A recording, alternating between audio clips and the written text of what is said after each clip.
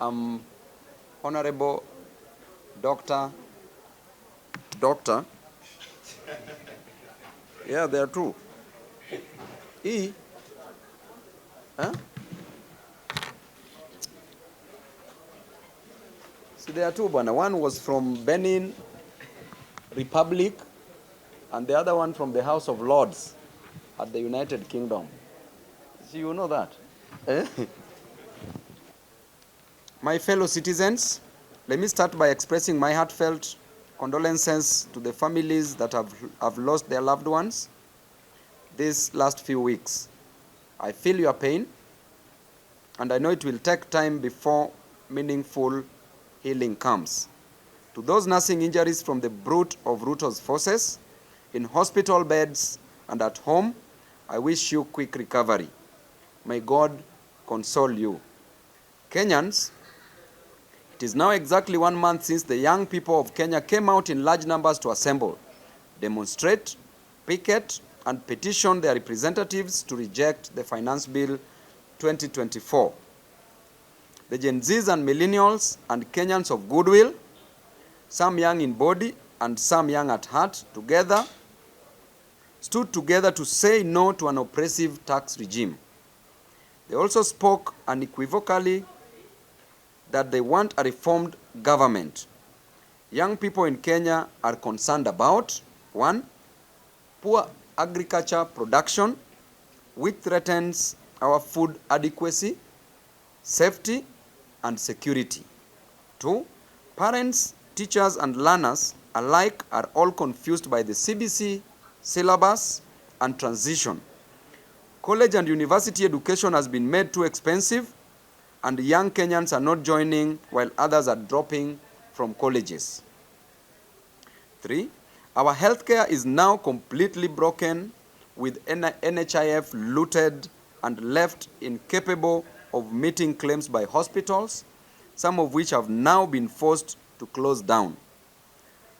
Our infrastructure is crumbling, roads are not maintained, our ports are being auctioned, and basic access to water and electricity is out of reach to many Kenyans. The business environment has been destroyed by bad government policy in sector after sector. Foreign direct investment has gone down, and we have seen investors running away to neighboring countries, leaving Kenyans jobless. The unemployment rate has skyrocketed. The cost of living has gone beyond the roof, and many Kenyans cannot afford a decent living.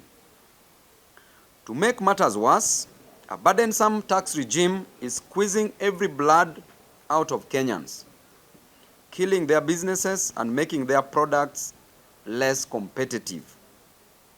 Sensing individual and collective failure, the young people came out to demand that their president confront these challenges.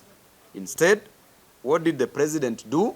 Number 1, he used goons and criminals to infiltrate peaceful demonstrations to get reasons to unleash violence against Kenyans.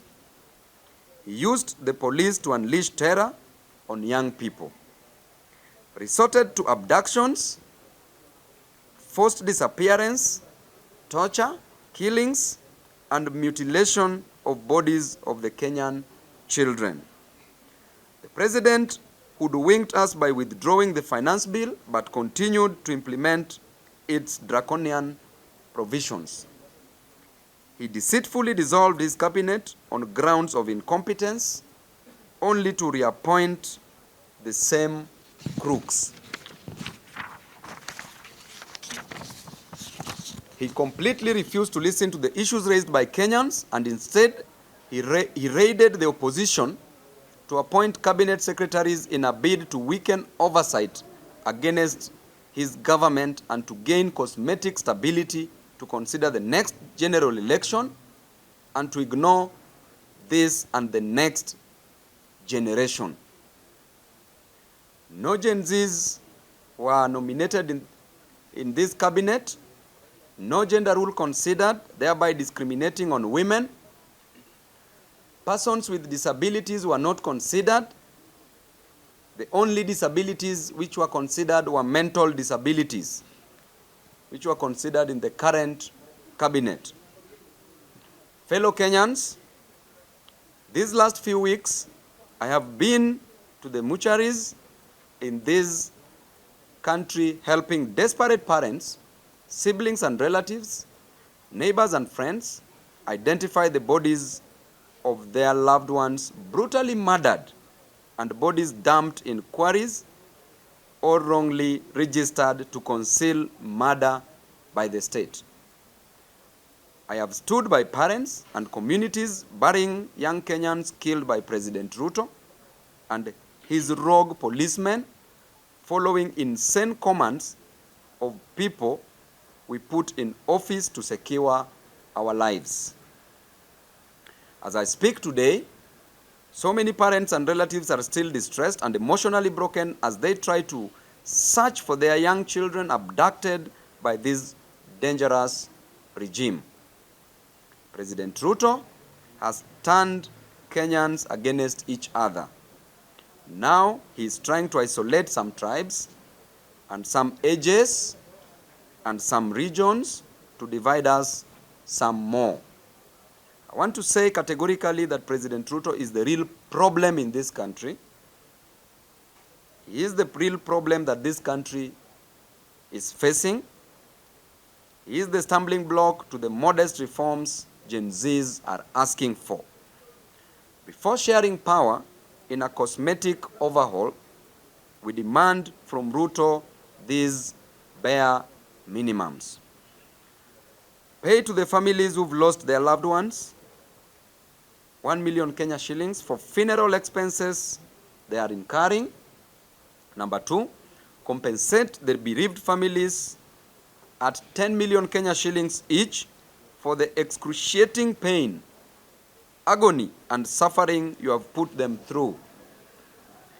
Declare a mourning day and hold a national funeral service mass in honor of the patriots you have killed.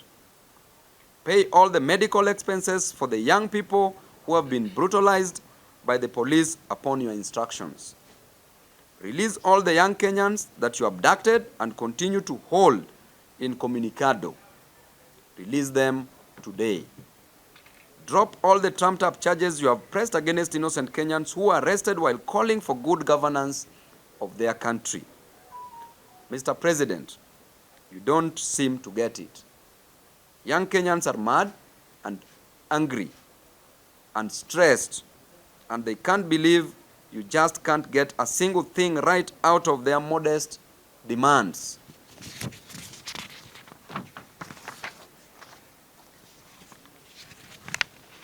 Kenyans want, number 1, a competent government capable of getting things done. They want government positions to be well thought out, well structured, and staffed with public-minded, based on meritocracy, not kakistocracy, qualified citizens committed, who are committed to a common good. They want you to address the rampant looting of public resources. They want you to stop interfering in the running of state departments. Give the bureaucracy space to do what they should do. You don't know it all, and you cannot do it all. But as we ask you to do this, just know that the young people of this country are not afraid of you. We don't fear you. We expect you to serve us. Remember, the most important office in a democracy is the citizen. We, the people, can choose to exercise our sovereign power directly. May God bless you. May God remember our country, Kenya. Thank you, and God bless you all. And if we can't do that, there's a process, a judicial process, that is going to take place to file for a constitutional petition. And number 1, the orders we shall seek is declaration of violation of human rights. There shall be, we shall seek compensation. There shall be damages that we shall want. And that cost of litigation shall be borne by the respondent, that is the state. ODM officials have now joined the government. Now, I'm here as Honorable Dr. Babu Owino.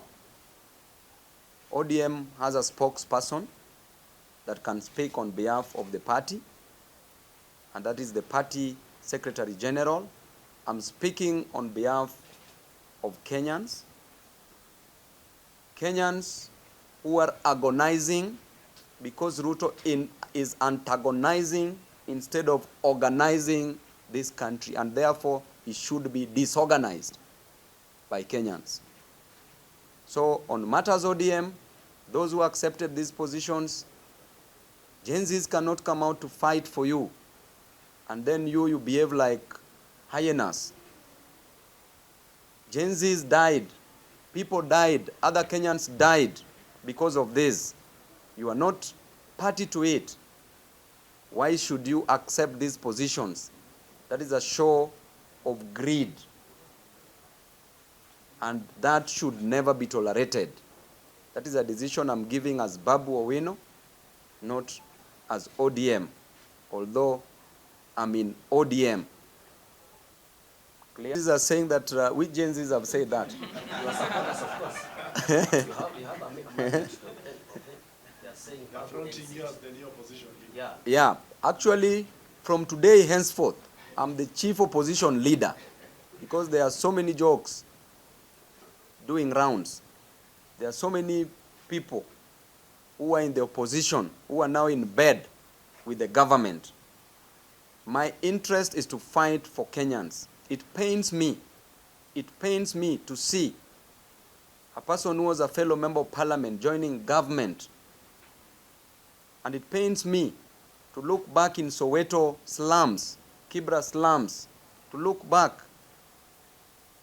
in Central Region, Nyanza Coast, and everywhere else, to see that child who has been sent away because he lacks only 5,000 to pay for their schooling in a secondary school. Sent because of 5,000.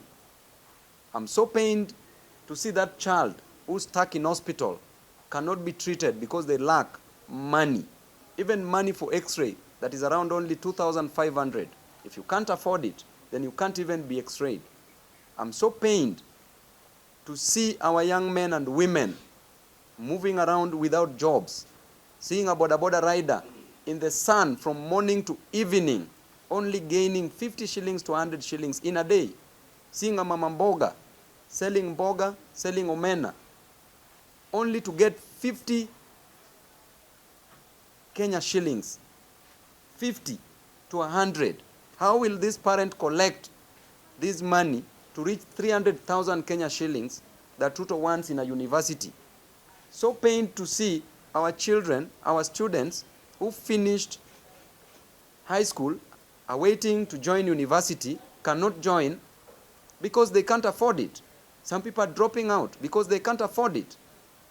Yet, we are encouraging patrimonialism, we are encouraging corruption, we are encouraging favoritism, we are encouraging mediocrity, we are encouraging kakistocracy. What are we doing as a nation? Mr. President, you vied on grounds that you are selling eggs, and on the grounds that you are selling chicken. You should know better what a hustler feels. It is because of education that made you live in State House today. Were it not for education, you'd have never come to Nairobi. The same education you are denying to our children, to our brothers and sisters. You've forgotten the hustlers. You are no longer the hustler who used to preach the hustler narrative. What happened to you? Instead of just giving direct orders, instead of just employing people who are merit-based, who are capable of delivering services, because you have the resources, you borrowed enough money. We've never seen any single project done, completed, from the time you got in. What is happening with you? Instead, you are turning your back against. You are turning your back on your people. There can never be a government without a population that you are killing now.